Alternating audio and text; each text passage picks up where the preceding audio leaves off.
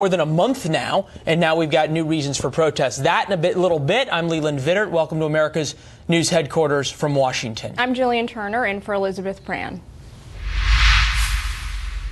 Washington waits as reports of charges in Robert Mueller's Russia investigation continue to swirl. Those reports say an arrest could come as early as tomorrow, but there's still no word on who the charges have been filed against. Republican Governor Chris Christie weighed in on the investigation this morning. Listen.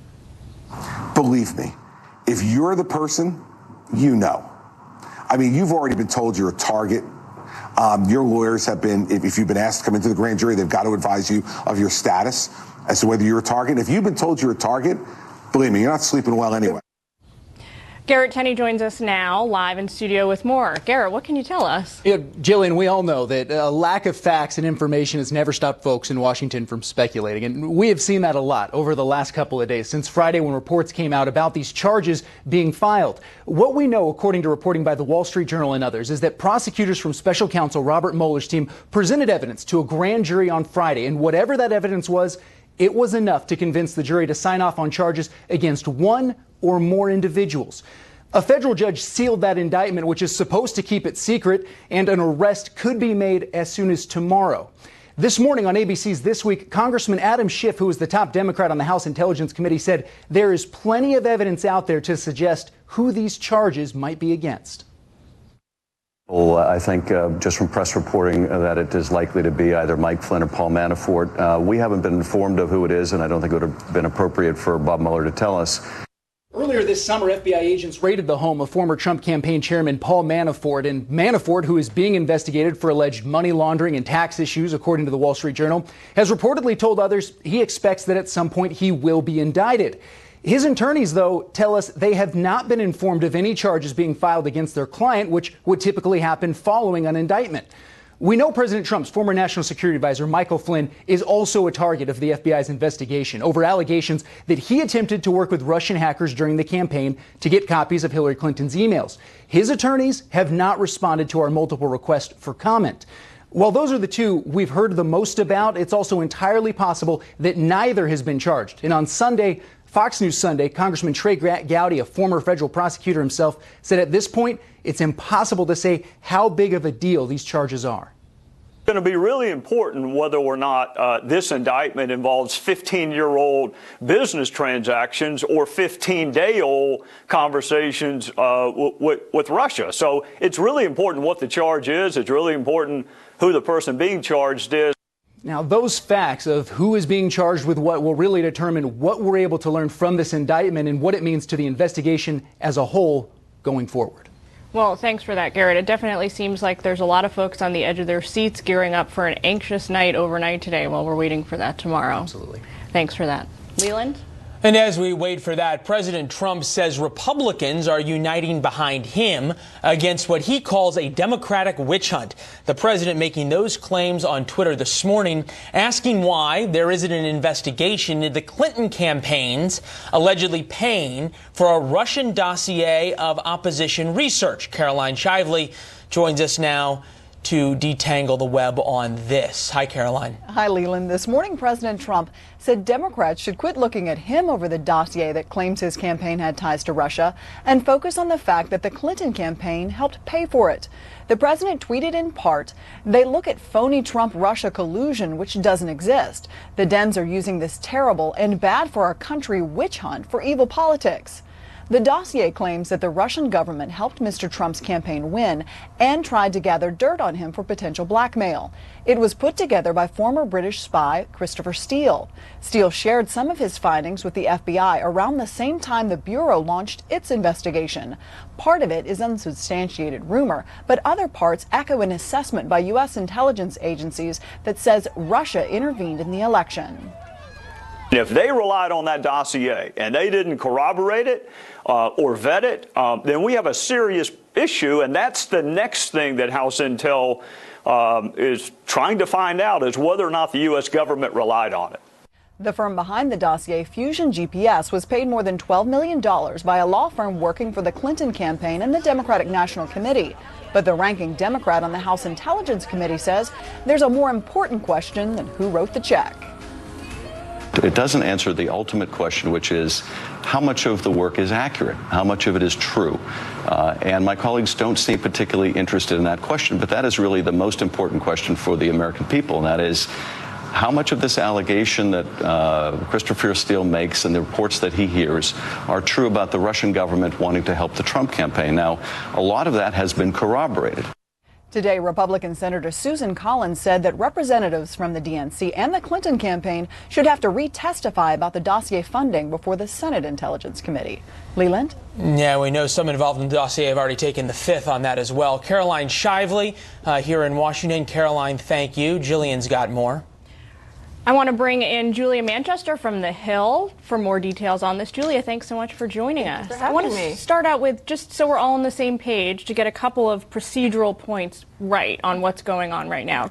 I want to hear from you on what is a sealed indictment exactly, and then what kind of charges, what are the range of charges that can be contained in something like this? We keep reading that they've got to be criminal. Is that true? Yeah. So we won't actually know what the indictment is until tomorrow, Monday, about it. And I mean, it could be a range of charges, but we honestly don't know too much about what's going to happen tomorrow. This could be someone as big as Michael Flynn, as the report mentioned before, or a more low-level person.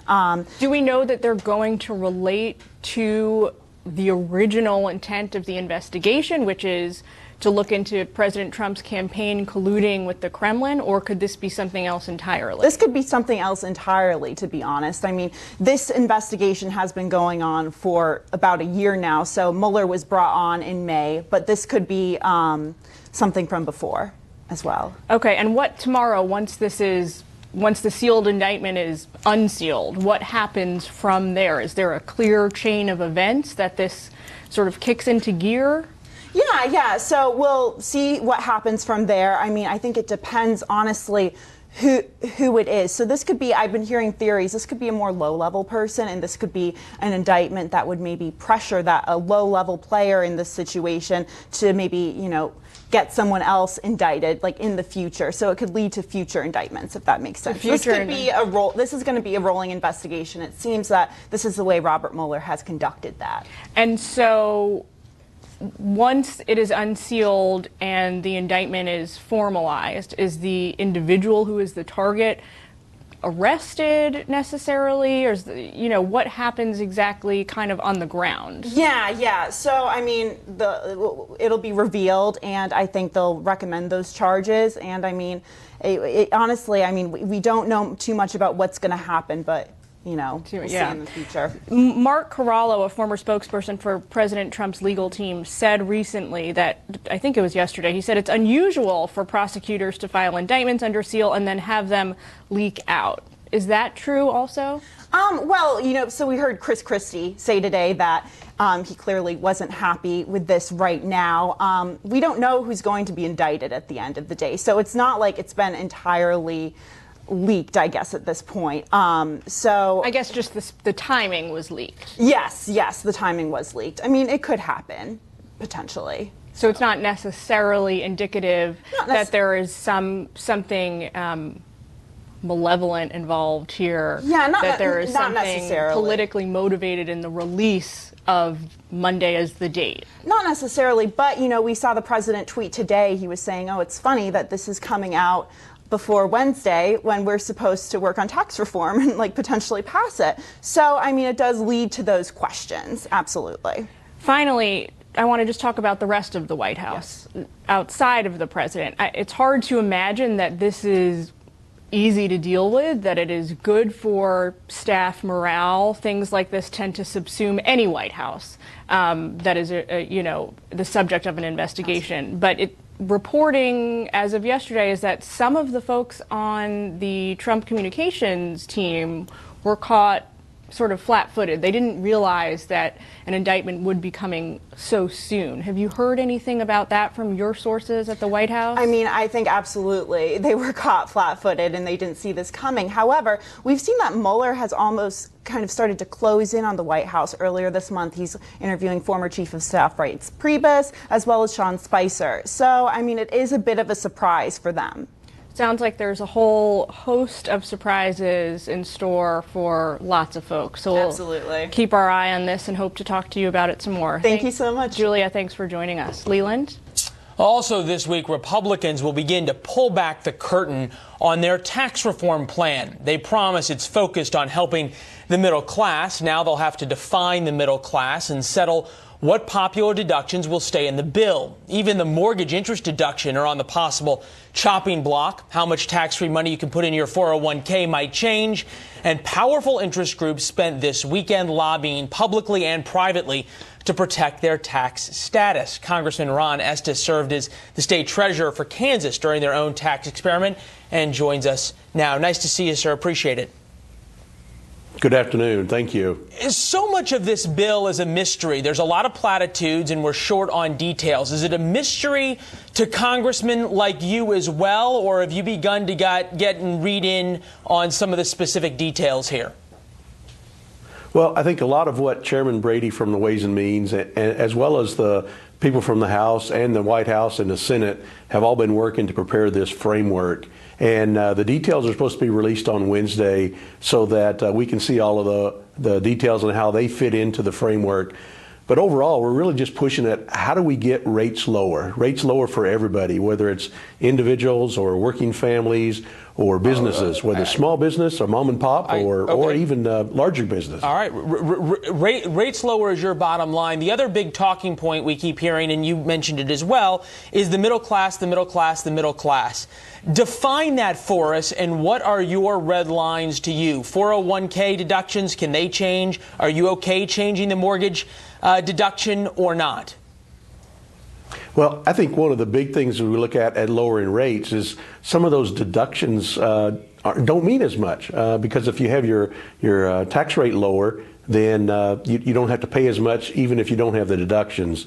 We want to make sure we keep some of the things in there like retirement savings and child care credits and making sure that those support working families and helping people save for their retirement. I understand you want to keep them in there, but can you say that now definitively I won't vote for a bill that doesn't protect 401k deductions as they stand today, or since you haven't seen the bill, is everything negotiable to you?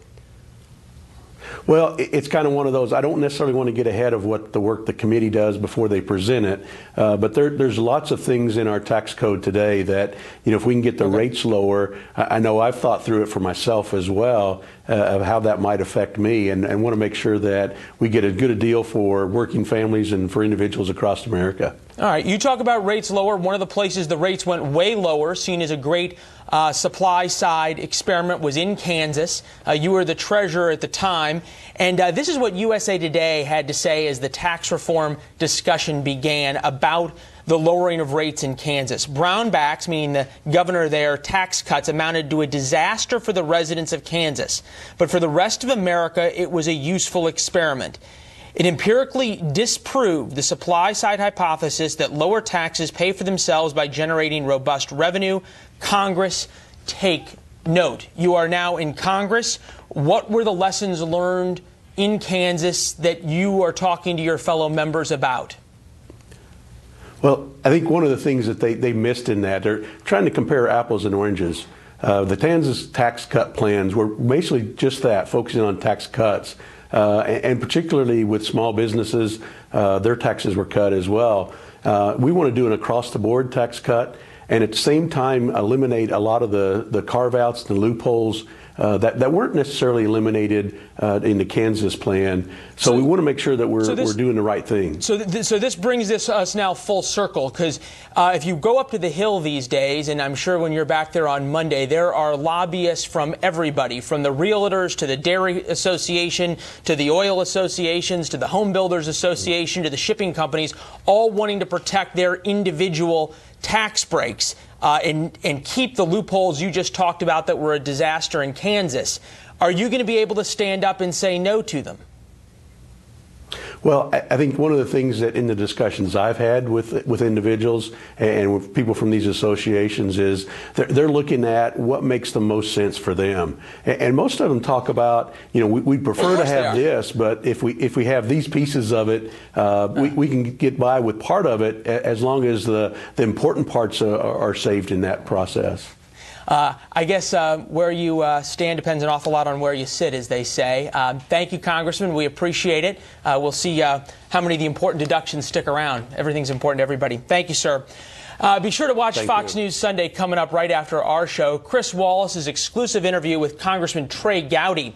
They're going to discuss the latest on the Russia investigation, including those reports of charges filed by Special Counsel Robert Mueller. Now turning to the fight against Islamic extremists in Africa, police in Somalia are now in control of a Mogadishu hotel, ended an all-night hostage standoff with 5 al-Shabaab militants. The men had stormed the hotel Saturday after a suicide bomber set off a car packed with explosives. We know that at least 23 people have been confirmed dead at this time and 30 more injured. 3 of these attackers were killed, while the other 2 are now in police custody.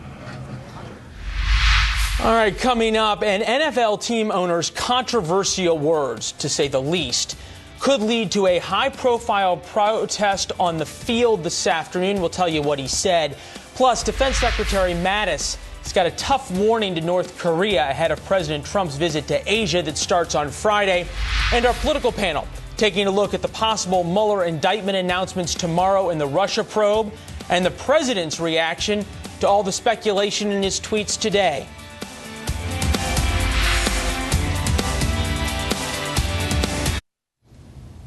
Thousands of people opposing Catalonia's break with Spain are protesting in Barcelona right now. This comes a day after the Spanish government in Madrid stripped the region of its autonomy for declaring independence. Spain's constitutional crisis ignited after a referendum in Catalonia earlier this month went in favor of the split.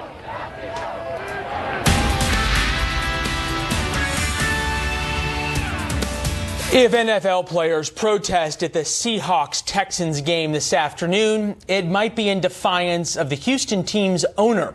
Bob McNair compared the players protesting during the national anthem to, quote, inmates running the prison. Will Carr in our West Coast Bureau with more. So, Will, do we know if the Texans are going to protest, or is this something we've got to wait for? It sounds like it's definitely going to happen, Leland. You have to understand with the owners, they're tired because this has been going on all season long. Kneeling at NFL games has sparked controversy between the players, fans, owners. Even President Trump has weighed in. Now, one Texans player says today 65 to 70% of the team could kneel during the national anthem at that game. There are reports that Texans owner Bob McNair met with his team Saturday and expressed his regret in a statement. He says, I never meant to offend anyone, and I was not referring to our players. I used a figure of speech that was never intended to be taken literally. I would never characterize our players or our league that way, and I apologize to anyone who was offended. But on Friday, the NAACP in Houston and Representative Al Green slammed McNair's comment. Mr. McNair, you have apologized. An apology is an admission of an offense, but the apology is not the atonement necessary for the grievance that has been created. Of course, this all started with Colin Kaepernick kneeling last season. Now we're learning that a coalition of players has invited Bob McNair, Kaepernick, and NFL Commissioner Roger Goodell to a meeting to try to work through the controversy. Leland. All right, Will Carr in L.A. We'll keep an eye out there in Seattle. Will, thank you. Jillian, Will brought up the important point. This all began with Colin Kaepernick, and Kaepernick made it very clear what this protest, his protest last season, was over.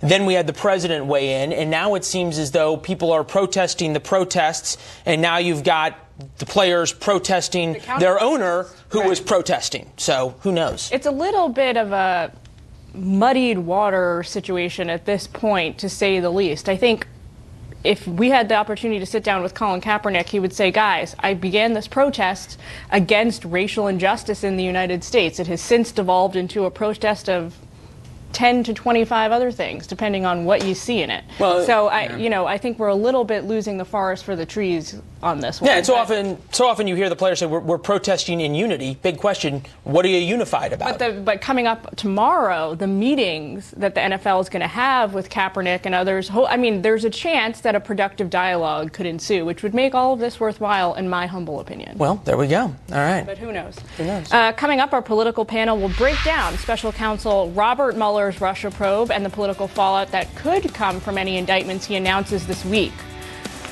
Plus, President Trump calling Republicans unified despite some tough words from Senators Flake and Corker. Our own Kristen Fisher will have more live from the White House. Yeah, Kristen? today we continue to hear even more silence from Republican lawmakers in response to Senator Flake's calls to resist this president. I'll be breaking down what was said on the Sunday shows right after this.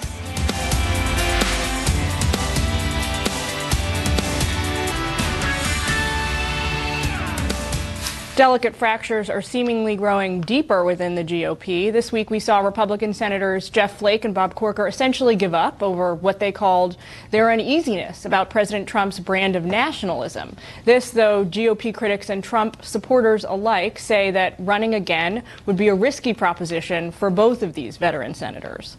Ohio Governor John Kasich, meanwhile, responded to the divide exclusively on Fox News Sunday. Take a look. I think that this move towards nationalism or looking inward, a lot of loud voices, but I don't happen to think it's the bulk. For more on this, we go live to Kristen Fisher, who's out front of the White House. Kristen? Hey, Jillian. Well, today we continue to hear even more silence from Republican lawmakers in response to Senator Flake's calls to resist this president. Even Senator Corker, who's also been very critical of President Trump, he really declined to repeat any of the more inflammatory remarks that he'd made earlier this week. Listen to how he responded when asked about them on another Sunday show.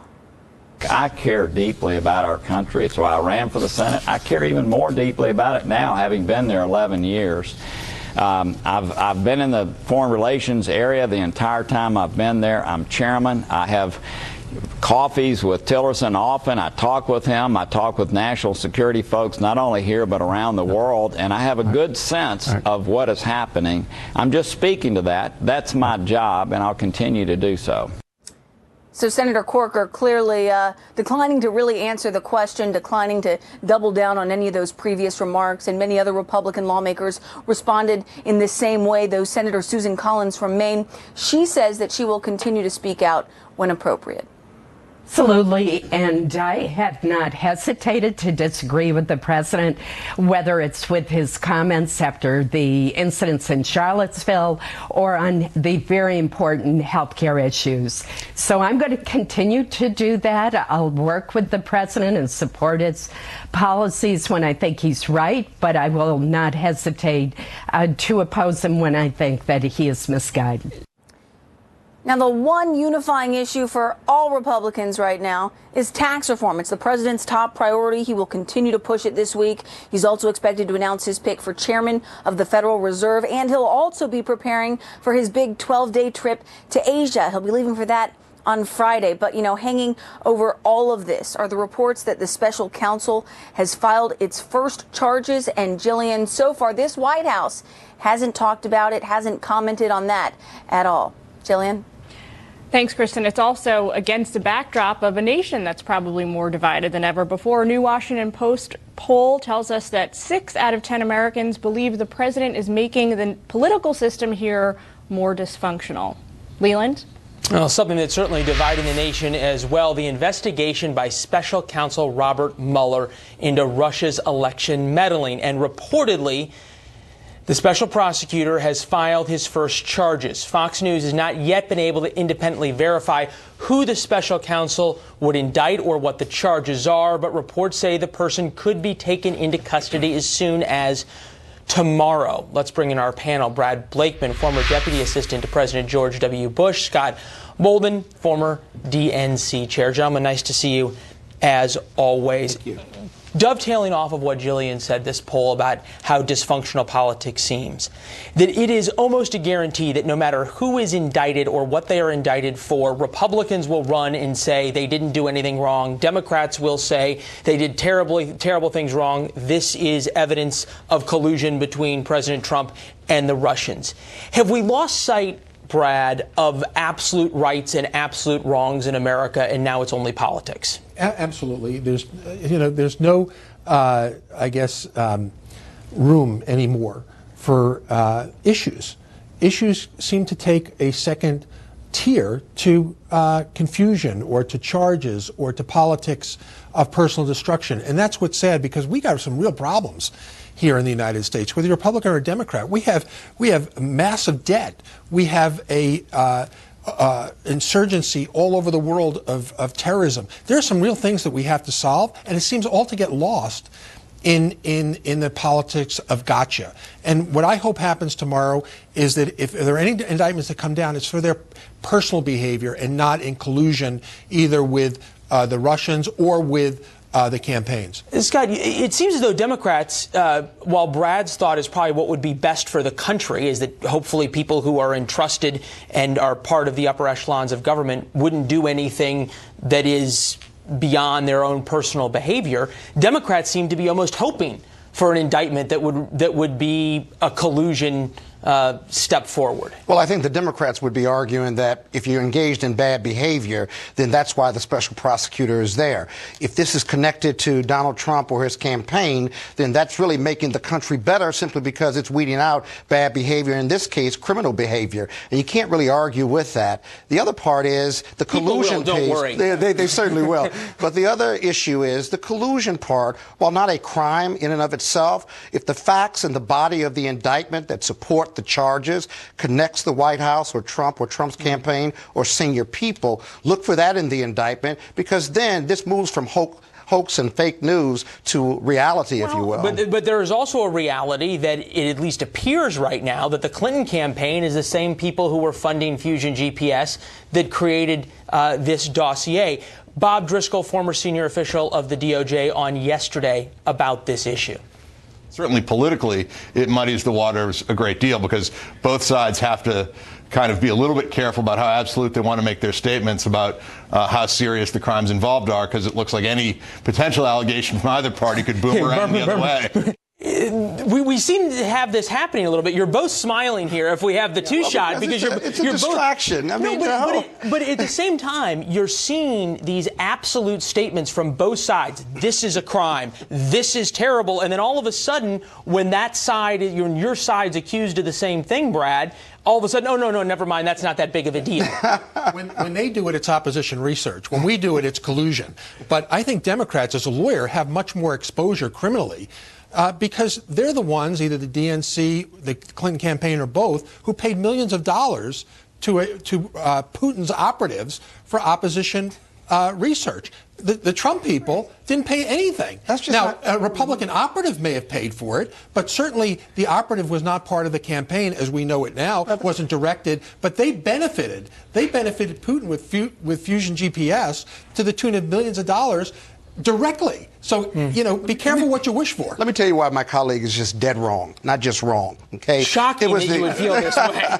The Republicans drove this narrative. The Republican operatives are the one that hired Fusion in the first place, and then you had this dossier. The Democrats, because of opposition research, certainly paid, but the GOP certainly paid more. It wasn't the GOP. It wasn't the GOP. It was his operative with deep connections to the GOP. Now, the dossier, hold on one second. That's just a fact.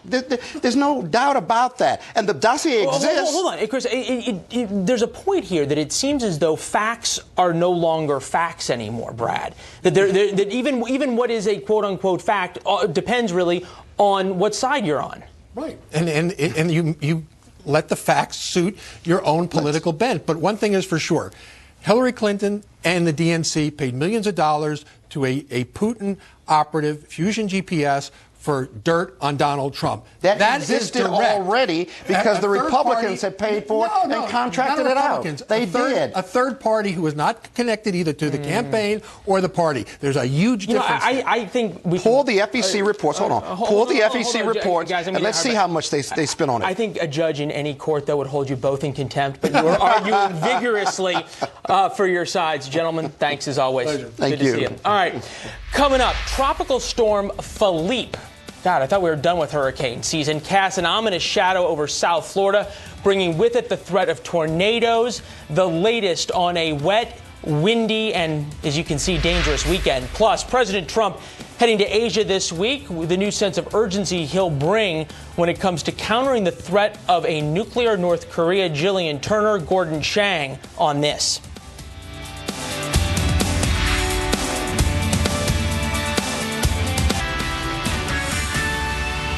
We must recognize the reality that this is a regime, a Kim regime north of the DMZ that threatens peace and stability. Our combined effort is to deter that sort of threat or to have military options, many different military options that would realistically reduce that threat as low as possible. And yes, we do have those options. That was Secretary of Defense James Mattis yesterday in South Korea talking about the threat from the north and the American determination to reduce that threat. This coming before President Trump's own 12-day trip to Asia that begins next Friday. He'll visit South Korea on November 7th. Joining us for more on this is Gordon Chang, the author of Nuclear Showdown: North Korea Takes on the World. Gordon, thanks for joining us. Thank you so much, Jillian. So what Secretary Mattis laid out there for us is something we've heard from President Trump himself several times over the last few weeks to few months, which is basically that he's got a whole arsenal of military options ready to go in the event we need them. I think the broader strategic concern here is, are these the only options we have left? Has the president sort of run the gamut on diplomatic options, or is there still more we can do? Oh, there's a lot more that we can do, and the president has been doing it. You know, the president since early spring has been running around the world cutting off money to North Korea. You know, we saw that with that early spring presidential directive. Then there was the June 29th designation of a small Chinese bank as a primary money laundering concern, cutting it off from the global banking system. And then a monumental step forward, which was that September 21 executive order, which told the world that if you do business with North Korea, you're not doing business with the U.S. These are actually starting to have an effect because there are reports, unconfirmed, but there are reports that lower-level officials in Pyongyang, the capital of North Korea, are not getting rations from the government. And that's an indication that Kim Jong-un, the ruler there, doesn't have the money to do what he would like, which is, of course, to build missiles and nukes and, of course, gift politics, which is to sort of give Mercedes and Rolexes to the favored regime elements. Kim Jong-un could be running out of money pretty soon. So if the centerpiece of President Trump's diplomatic strategy has been really ramping up pressure on North Korea's neighbors, to include South Korea, Japan, China, I think he's been in weekly touch with their leadership in recent months. Do you feel like he's had success with that? I know he's really putting pedal to the metal here, but is it adding up to meaningful advances for the U.S.? I think so. You know, take, for instance, the most difficult case of all, which is China. China, at the end of September, seems to have ordered its banks to cut their relationships with North Korea. You know, we're going to have to see over term whether they actually enforce that continually. But nonetheless, that's a step forward. And, you know, we have seen a lot of these African countries stop paying money to North Korea, and that's a direct result of American diplomacy. So, yeah, there has been progress. Now, the question is, we need to have progress pretty quickly because the North Koreans, within about 9 months or so, will be able to put a nuke on top of a long-range missile and hit the American homeland. And, of course, we do not want that capability. But on the other hand, I think the president is actually got the right strategy and is pretty determined to carry it out. So when we look at the president's own upcoming Asia tour, I think a decision that he's going to have to make fairly soon is whether or not to visit the DMZ as part of this. It's clear that people who support that think that it would be a great show of American might in the region. There's people who say it's probably not worth the personal security risk to the president. Where do you shake out on this? Well, sometime during President Trump's 4-year term, he should go to the DMZ to show resolve. It doesn't actually have to be this trip. We got to remember that, you know, the region understands the American position. We have now 3 carriers under command of 7th Fleet, and that's unprecedented. So we have military assets in the region which really show American determination. I'd like President Trump to go to the DMZ this time, but if he doesn't, if he goes next year, that's fine too. And so, they're going to make that decision based on a number of factors. But I don't think they have to worry about people in the region concerned about American resolve. All right, and last question. I only have time for a yes or no answer, unfortunately. Do you think that South Korea needs to develop nuclear weapons of its own to hedge against the North? No, definitely not. All right, great answer. Gordon, thanks so much for joining us. We look forward to talking to you again soon. Thank you. Leland? You got a yes or no out of him. All right, coming up, more wicked weather in South Florida. Possible tornado threatening homes there. Hurricane season has a few more days, and Adam Klotz monitoring more bad storms headed towards the Northeast just in time for Halloween. Hi, Adam. Hey, everything we're talking about, that's all because of Tropical Storm Philippe now moving off the coast of Florida, but it is heading towards the mid-Atlantic. It is heading towards the Northeast. I'm going to be tracking this system coming up after the break.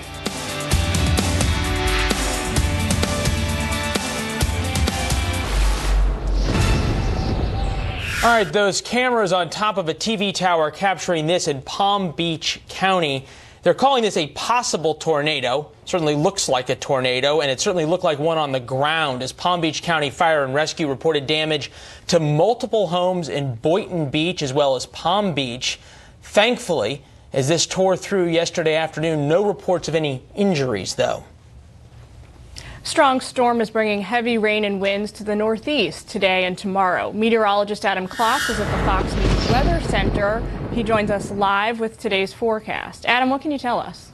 Hey there, Jillian. Well, that tornado we were just talking about and now all the rain in the Northeast, all kind of linked. This is the system, Tropical Storm Philippe. Typically in a year, we'll see 11 or 12 named storms. This is number 16, so it's been very active, continues to be so. Now, this storm system, as we continue to track it, is running into a cold front that's also sweeping across the country. So this is where you're kind of looking at that center of circulation. Not very well defined, but it's pumping a lot of moisture up into this frontal boundary. So we're looking at heavy showers stretching across the mid-Atlantic, up into the Northeast. That's going to be continuing. Here's your hour-by-hour forecast. The timestamp is just behind me, so you can pay attention to that. But rounds of heavy rain lifting up the coast into New England throughout the day today, into the overnight hours before eventually clearing on Monday. But this is at time it's going to be very heavy rainfall, and that's the biggest concern with this system is that heavy rainfall, downpours, likely some standing water on the roadways, because we're talking widespread running all the way from Philadelphia, New York, up into portions of Hartford. You could be seeing areas of 5 to 6 inches,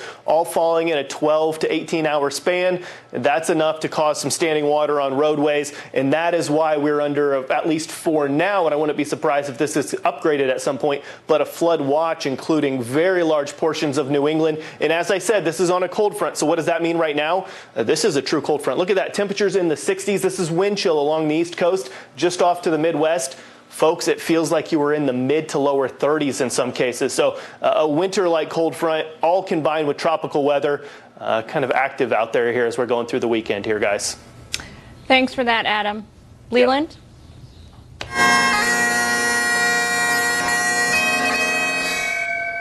Memorial in Santa Rosa, California, remembering the 42 victims of the fires in Northern California. And there are still those missing. Hundreds of people attended the interfaith service yesterday. You can see there House Minority Leader Nancy Pelosi presented Santa Rosa Fire Chief with the Capitol flag to recognize the victims and the extreme bravery, as we saw over the past couple of weeks, of those first responders. And when we come back, Game 5 of the World Series kicks off in just a few hours. We'll preview tonight's matchup in Houston.